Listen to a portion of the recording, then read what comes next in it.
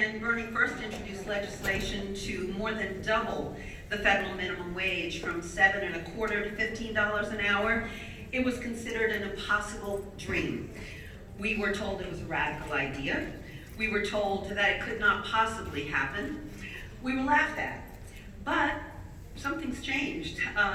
It's a strong grassroots movement, excuse me, a strong grassroots movement of millions of workers worked together to say they would not take no for an answer.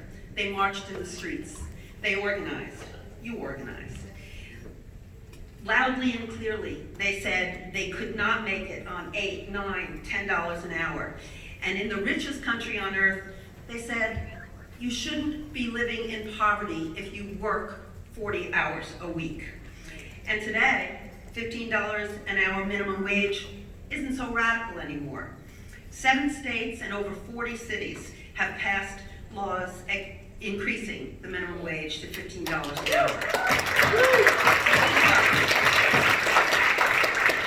Last summer, the U.S. House of Representatives passed the legislation Bernie wrote with Congressman Bobby Scott to raise the minimum wage to $15 an hour. As you know, the Republican Senate has not followed up on that. They don't take up anything that's really worth passing. But when Bernie becomes president, he will sign that legislation into law. But he understands, and you understand, that raising the minimum wage to $15 an hour is not enough. If we're going to create a government and an economy that works for all of us, not just the wealthy campaign contributors, we've got to make it easier, not harder, for workers to exercise their constitutional right to form a union. That's why Bernie is very proud to support your Unions for All campaign. And that's why he introduced the Workplace Democracy Act, the most pro-union platform of any presidential candidate. Under this proposal, we are going to double union membership in America during his first 4 years in office. When 50% plus one of a bargaining unit sign a card to join a union, those workers will have a union. And if companies fail to negotiate a first contract, strong penalties will be imposed on those. Under this proposal, we will end right-to-work laws in Nevada and 26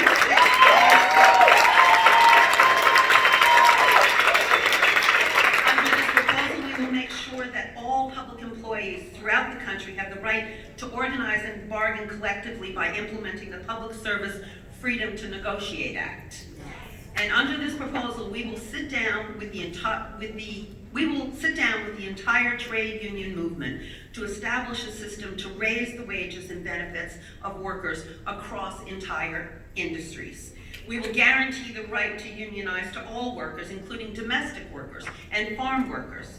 We will prohibit companies from exploiting workers by reclassifying or misclassifying them as independent contractors, or calling them all of a sudden supervisors so they don't have to get paid overtime.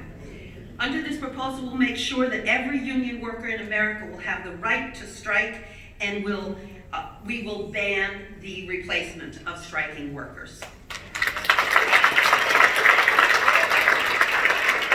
We will require companies that merge to honor existing union contracts. That's a problem that I know you're all familiar with.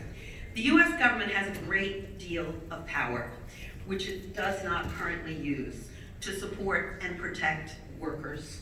When Bernie is president, he will sign an executive order to prevent large, profitable corporations that engage in union busting, outsource jobs overseas, or pay workers less than $15 an hour from receiving federal contracts. That's a power Now, Bernie understands that not only do we need to rebuild the trade union movement, we also need to end a corrupt campaign finance system that allows billionaires to buy elections. We will overturn Citizens United's Supreme Court decision and move to public funding of elections. We will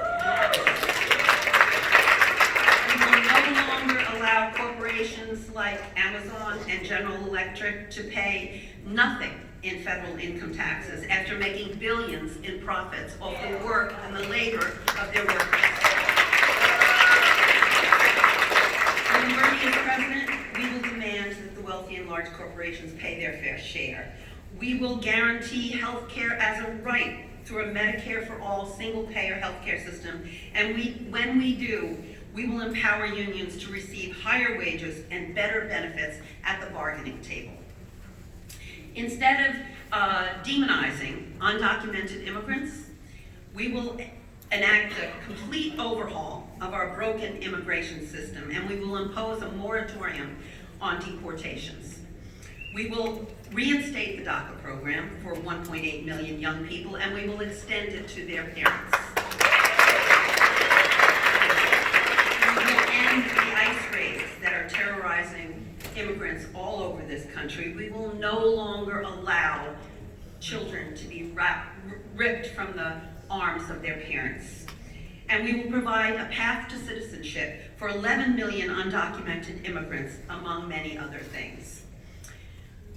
In addition, we will enact a Green New Deal to combat climate change, decarbonize our economy, save our planet, and create 20 million good-paying union jobs in the process.